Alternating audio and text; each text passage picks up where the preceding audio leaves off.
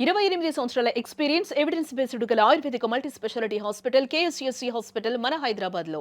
నమస్తే. Welcome to Suman TV. నేను మీ సాయి భైరి. బ్రిటన్‌లో జరిగినటువంటి ఒక ఘటన ఇప్పుడు పెంపుడు కుక్కలు ఉన్నటువంటి వారందరిని కూడా భయాందోళనకు గురిచేస్తుంది. ఎందుకంటే అక్కడ ఒక మహిళని గాయమైన దగ్గర పెంపుడు కుక్క నాకడం వల్ల ఒక మహిళ అవయవాల మొత్తాన్ని కూడా కోల్పోవాల్సిన పరిస్థితి వచ్చింది. అసలు ఎందుకు ఇలా జరిగింది ఏంటనేది కూడా తెలుసుకునేటువంటి ప్రయత్నం చేద్దాం. మనతో పాటు డాక్టర్ మురళీధర్ గారు జాయిన్ అవుతున్నారు జిమ్ లో. వారితో మాట్లాడదాం. సార్ నమస్తే సార్. నమస్తే అండి.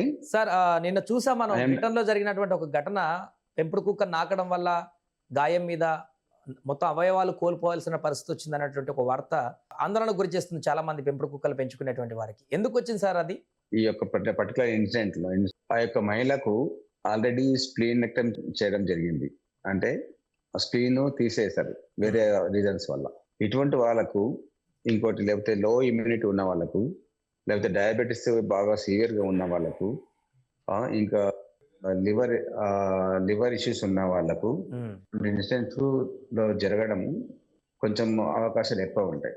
ఉమ్, ఎందుకంటే డాగ్ సెలైవాలో హెల్దీ బ్యాక్టీరియాతో పాటు రేబీస్ అనే వైరల్ వైరస్ కూడా డాగ్ సెలైవాలో ఉంటుంది. ఉమ్, మనకు మనకు తెలిసింది సోఫార్ ఇప్పటికీ మనకి ఎక్కువ అవేర్నెస్ ఉన్నది డాగ్ వల్ల డాగ్ సెలైవా నుంచి రేబీస్ వస్తుంది అనేది మాత్రమే. ఈ డాగ్ సెలైవాలో నుంచి వచ్చే రేబీస్ దానికి ఎంత ప్రాముఖ్యత ఉందో ప్రతి ఒక్కరికి తెలుసు. ప్రతి ఒక్కరు దాని గురించి టీకాలు వేయించుకుంటారు డాగ్స్ కి. ఒకవేళ డాగ్ గడిచిందంటే వాళ్ళు కూడా వెళ్ళి టీకాలు వేయించుకోవడం, తర్వాత post vaccination, pre vaccination courses తీసుకుంటారు. ఉమ్, అందరికీ దానిపైన అవేర్నెస్ ఉంది కాబట్టి అది ఇష్యూస్ లేదు. ఇటువంటివి ఈ యొక్క బ్యాక్టీరియా ఈ పర్టికులర్ ఇన్సిడెంట్ లో వాట్ ఈస్ హ్యాపెన్ యూకేలో జరిగిన ప్రతి పర్టికులర్ ఇన్సిడెంట్ లో ఈ యొక్క బ్యాక్టీరియా కూడా డాగ్ సెలైవాలో ఉంటుంది.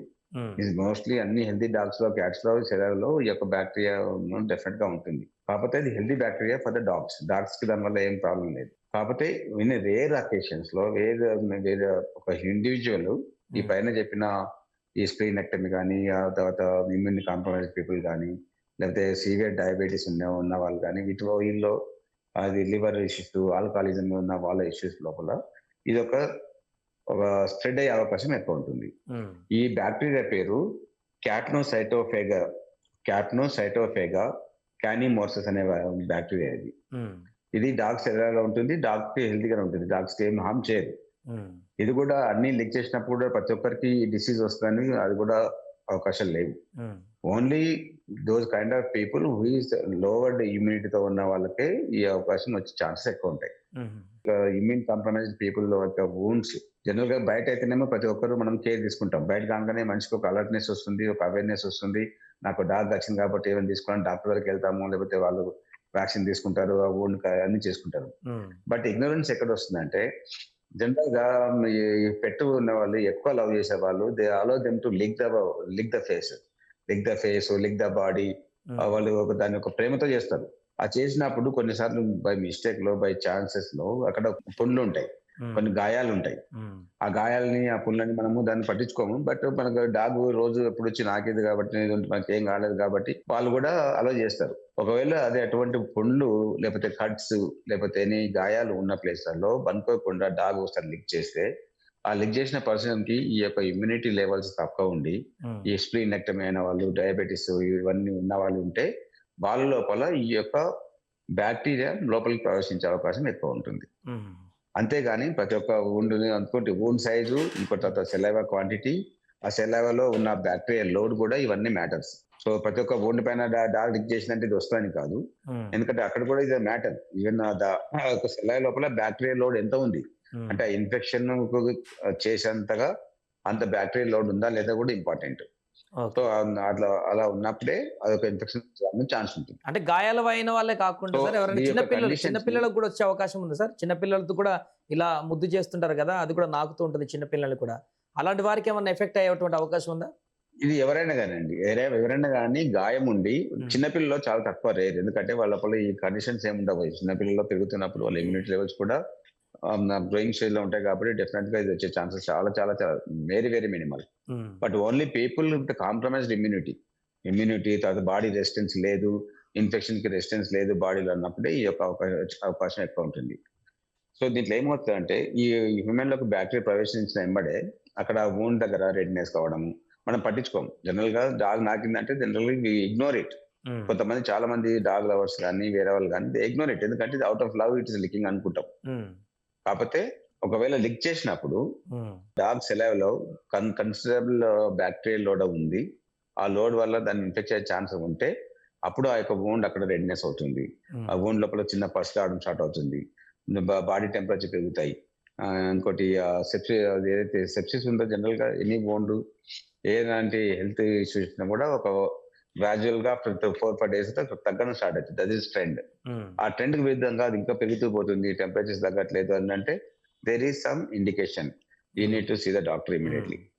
అటువంటి అప్పుడు మనం నెగ్లెక్ట్ చేయకూడదు. ఎందుకంటే but first of all lick చేసినప్పుడు కూడా మనం నెగ్లెక్ట్ చేయకూడదు. లిక్ చేసిన ఎంబడే కస్టమర్ ఎవరికైతే లిక్ చేస్తుందో ఎంబడే we have to go wash with carbolic soap కానీ మన లైఫ్ బాయ్ సోప్స్ కానీ అటువంటి సోప్స్ తో ఎంబడే రన్నింగ్ వాటర్ ట్యాప్ కింద పెట్టి అది డాగ్ బైట్ అయినా కానీ లేదా డాగ్ లిక్ అయినా కానీ, అంటే ఇన్ఫెక్ట్ ఓపెన్ ఉండి పైన ఉండి డాగ్ లిక్ చేసినట్టు కూడా almost all equal to the dog bite. ఎందుకంటే the saliva has the direct entry to enter into the body. Saliva నుంచి వచ్చే ఇంప్యూరిటీస్ లైక్ బ్యాక్టీరియా వైరస్ ఏదైనా కానీ they is a direct entry into లేకపోతే general గా skin will protect.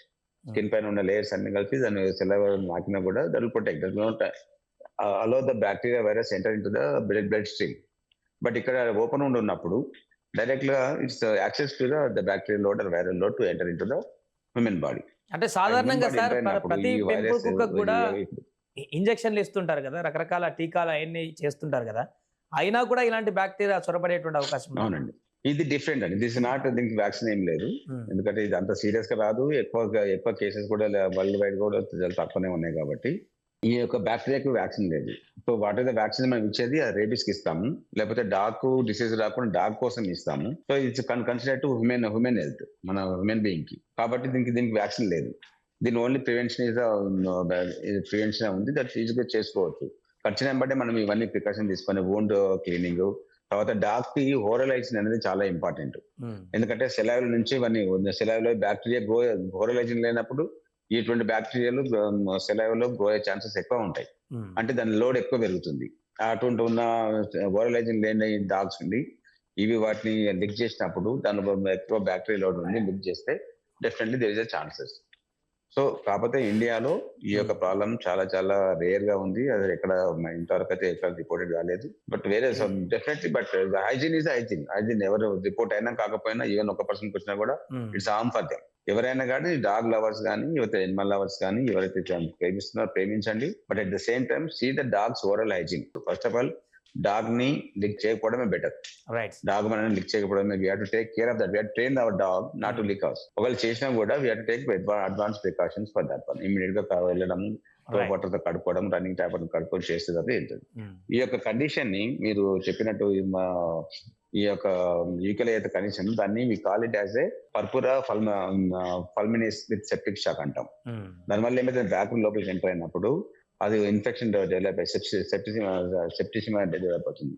ఆ సెప్టిసిమా ముందుగా lower body parts లోపల ఎక్స్ట్రీమ్స్ కి వెళ్తుంది. వెళ్ళిపోయి అక్కడ బ్లడ్ ఫ్లో తగ్గిస్తుంది. బ్లడ్ ఫ్లో తగ్గించినప్పుడు ఆ యొక్క పార్ట్స్ ఏవైతే ఉన్నాయో బ్లూగా తర్వాత లేదా బ్లాక్ గానీ మారడం జరుగుతుంది.